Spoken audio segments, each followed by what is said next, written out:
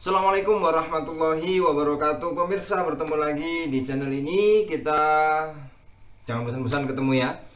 Pada kesempatan kali ini ternyata ya ada banyak orang yang teriak-teriak lockdown, lockdown, lockdown, lockdown. Jadi bacanya benar tuh lockdown. Nah, lockdown, lockdown.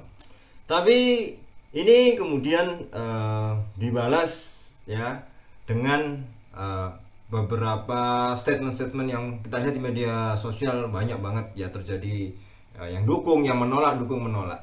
Tetapi pada sore ini ternyata Presiden Jokowi mengatakan akan memberlakukan pembatasan sosial skala besar atau PSBB, pembatasan sosial berskala besar PSBB.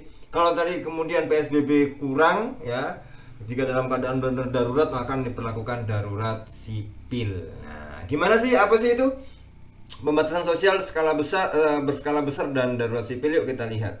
Sebelumnya kita harus tahu dulu kapan atau bagaimana yang dikatakan oleh Pak Presiden Jokowi. Jadi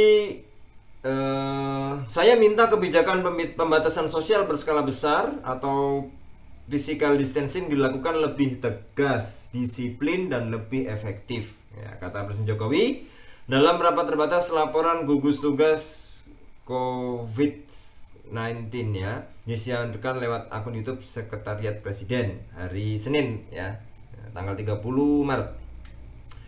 Ya, jadi saya sampaikan juga bahwa perlu didampingi adanya kebijakan darurat sipil, kata Pak Presiden Jokowi. Nah, ini ya. Pak Presiden Jokowi memerintahkan jajarannya untuk menerapkan pembatasan sosial berskala besar (PSBB). Aturan pelaksanaan harus disiapkan supaya pemerintah daerah bisa menerapkan dengan baik. Ya, itu ya. Jadi nanti bagaimana daerah juga bisa mengaplikasikannya. Dan saya ingatkan, kata Presiden Jokowi, kebijakan kekarantinaan kesehatan adalah kewenangan pemerintah pusat. Daerah jangan sampai bikin kebijakan kekarantinaan kesehatan ya, kekarantinaan kesehatan jangan ya, itu wewenangnya pemerintah pusat ya, itu. Oke, sekarang kita bertanya-tanya, apa sih pembatasan sosial berskala besar itu, bagaimana ya? Kalau kita lihat ya, pembatasan sosial berskala besar diatur dalam Undang-Undang Nomor 6 Tahun 2018, yaitu Undang-Undang tentang Kekarantinaan Kesehatan (UUKK) ya. Pembatasan itu untuk membatasi penyebaran penyakit. Ternyata sudah ada undang-undangnya, dan itu undang-undang tahun 2018. Nah, ini patut disyukuri karena ada landasan keundang-undangannya. Jadi nggak sembarang bikin peraturan ternyata nggak ada landasan hukumnya. Ini bisa blunder ya. Kalau ini kan jelas ada UUKK tahun 2018. Bunyinya bagaimana sih? Yuk kita lihat. Pembatasan sosial berskala besar bertujuan mencegah meluasnya penyebaran penyakit kedaruratan kesehatan masyarakat yang sedang terjadi antar orang di suatu wilayah tertentu. Ya, pasal 59 ayat 1 ya, Undang-Undang Nomor 6 Tahun 2018 ya. Itu ya.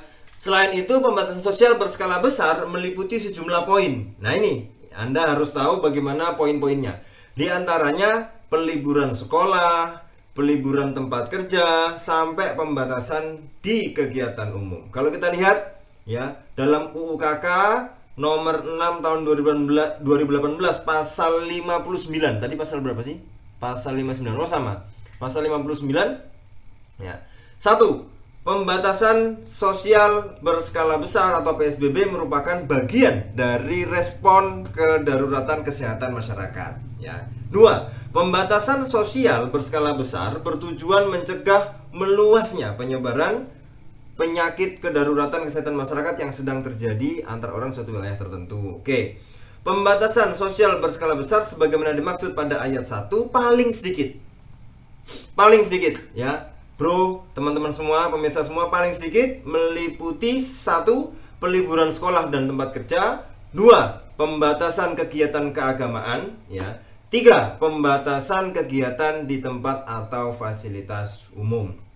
Jadi kalau misalnya ini mungkin nanti akan diatur bagaimana. Sekarang peliburan sekolah sudah, peliburan tempat kerja sudah, WFH, work from home ya.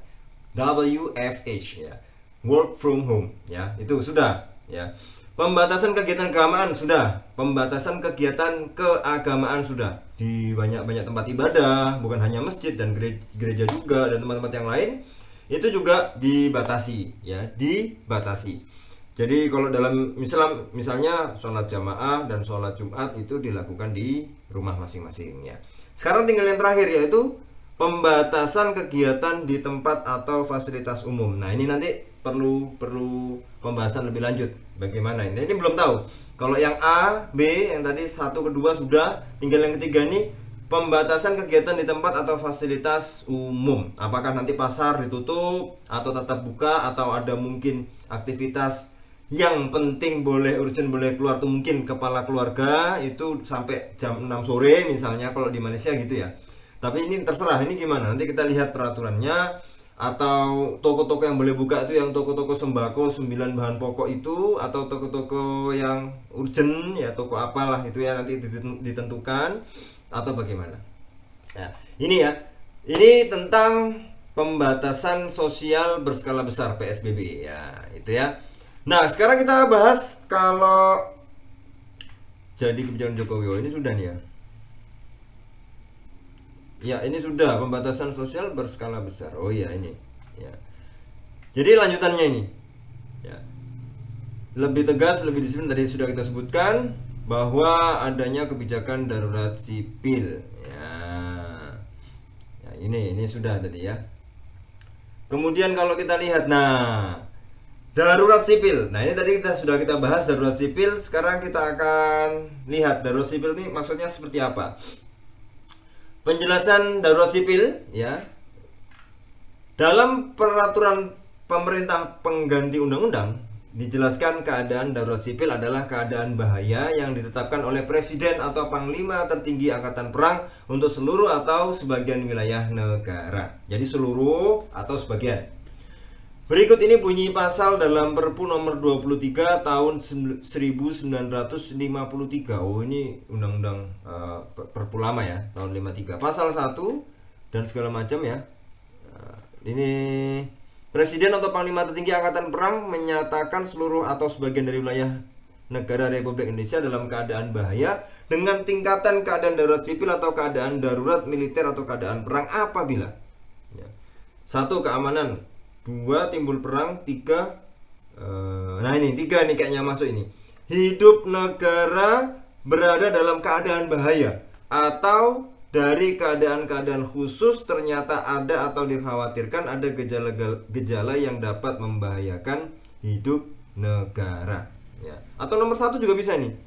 Keamanan atau ketertiban hukum di seluruh wilayah atau sebagian wilayah negara Republik Indonesia terancam oleh pemberontakan, kerusuhan atau akibat bencana alam sehingga dikhawatirkan tidak dapat diatasi oleh alat-alat perlengkapan negara secara biasa. Jadi harus luar biasa. Ya, tapi corona atau covid ini bencana non alam sih ya.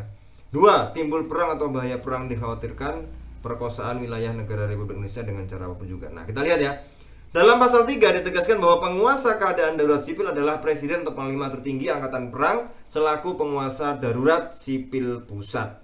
Nah, dibantu oleh suatu badan yang terdiri dari Menteri Pertama, Menteri Keamanan atau Menteri Pertahanan, Menteri Dalam Negeri dan Otonomi Daerah, Menteri Luar Negeri, Kepala Staf Angkatan Darat, Kepala Staf Angkatan Laut, Kepala Staf Angkatan Udara, dan Kepala Kepolisian Negara ya. Namun Presiden dapat mengangkat pejabat lain bila perlu. Misalnya nanti ini ada Ketua BNPB mau dimasukkan tim ya juga bisa. Misalnya, nanti kan belum tahu ya. Presiden juga bisa menentukan susunan yang berlainan dengan yang tertera di atas bila dinilai perlu. Nah, di level daerah, penguasaan keadaan darurat sipil dipegang oleh kepala daerah, serendah-rendahnya adalah kepala daerah tingkat 2, yaitu berarti bupati atau wali kota. Kepala daerah tersebut dibantu oleh komandan militer tertinggi dari daerah bersangkutan, kepala polisi dari daerah yang bersangkutan, dan seorang pengawas atau kepala kejaksaan daerah yang bersangkutan. Dalam pasal 7 Perpu tersebut dijelaskan, penguasa darurat sipil daerah harus mengikuti arahan penguasa darurat sipil pusat. Jadi daerah harus ikut ke pusat. Atau dalam kondisi darurat COVID-19 ini adalah Presiden Jokowi. Presiden dapat mencabut kekuasaan dari penguasa darurat sipil daerah. Penghapusan keadaan bahaya baik darurat sipil maupun darurat militer dilakukan oleh Presiden atau Panglima tertinggi Angkatan Perang. Namun kepala daerah dapat terus memberlakukan keadaan darurat sipil maksimal 4 bulan setelah penghapusan keadaan darurat sipil oleh pusat, ya. Peraturan-peraturan penguasaan darurat sipil berlaku mulai saat pengundangannya kecuali apabila ditentukan waktu yang lain untuk itu. Pengumuman yang seluas-luasnya dilakukan menurut cara yang ditentukan oleh penguasa darurat sipil. Itu bunyi pasal 9 ayat 1 Perpu nomor 23 tahun 1959. Tadi 53, ini 59. Nah, nanti kita cek ya. Ya, ini pokoknya ini sudah tahun 50-an ya. Ini artinya kalau memang pembatasan sosial berskala besar PSBB ini tidak maksimal dan ternyata wabah ini semakin banyak, semakin membuat taraf hidup masyarakat Indonesia ini semakin berbahaya, maka yang perlu dilakukan adalah masuk kepada darurat sipil. Itu sudah ada juga peraturan perundang-undangannya. Jadi jangan khawatir, semuanya yang dilakukan oleh Presiden insya Allah sudah ada landasannya. Jadi tidak inkonstitusional, pasti ada landasannya. Yang pertama tadi adalah bahwa dilakukan pembatasan sosial itu undang-undang ya berskala besar. PSBB itu berdasarkan undang-undang UU KK tahun 2018.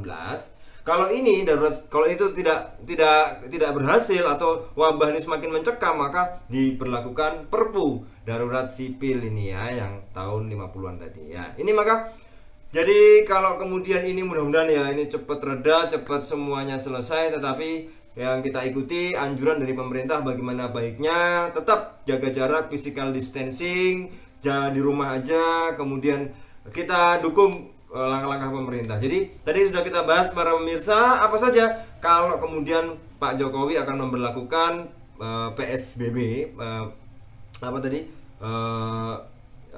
pembatasan sosial berskala besar ya. Tinggal tadi sekolah sudah, tempat kerja sudah, kemudian kegiatan keagamaan sudah. Nah, tinggal satu lagi kegiatan yang ada di tempat umum nanti mungkin lebih diatur lebih jelas lagi. Toko-toko tetap diharapkan, apotik dan toko sembako kata Pak Presiden Jokowi tetap buka. Nah, itu kalau tidak berhasil atau wabah semakin mencekam, wabah semakin membuat menyebar luas dan membahayakan, maka dilakukan darurat sipil. Nah, itu juga ada landasan konstitusionalnya. Dan tadi ada badan tertentunya ya yang di timnya itu terdiri oleh Presiden dan diangkat oleh Presiden juga. Nah, kita tahu ya, jadi bahwa kalau yang mau teriak-teriak lockdown itu berarti Presiden lebih memilih untuk PSBB. Kalau tidak berhasil berarti pakai darurat sipil. Ya, para pemirsa, ya kita berdoa mudah-mudahan virus ini cepat selesai. Amin Allahumma amin. Ya, seluruh dunia memang terdampak, tapi mudah-mudahan bisa diselesaikan dengan secepat mungkin oleh Indonesia. Mudah-mudahan tidak cepat meluas dan cepat selesai lah wabah ini ya. Baik, kita ketemu lagi di video berikutnya. Terima kasih. Wassalamualaikum warahmatullahi wabarakatuh.